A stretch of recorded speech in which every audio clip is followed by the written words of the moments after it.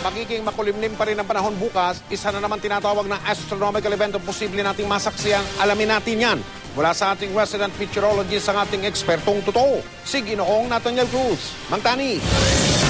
Mike, bagamat papalapit na ang tag-init, posible pa rin ang mga pagulan sa malaking bahagi ng bansa. At ayon sa Pag-asa, umiiral pa rin kasi ang hanging amihan o yung northeast monsoon dito sa Luzon. Sa datos ng Weather Central, magiging maulan sa malaking bahagi ng Luzon, lalong-lalo na dito sa silangang bahagi. Yan yung Cagayan Valley, Aurora, Quezon at Bicol Region. Habang dito naman sa Metro Manila, mababa po ang tsansa ng pag-ulan maghapon. Bahagya lamang tataas yung probability ng ulan, 30% pagdating ng gabi. Magiging maulan naman sa malaking bahagi ng Visayas, lalong-lalo na dyan sa silangang bahagi nito. At apektado naman ang pagsasanib ng amihan at easterlies ang buong Mindanao, kaya asahan ang katamtaman hanggang sa malakas na pag-ulan dito sa May Caraga at Davao Region.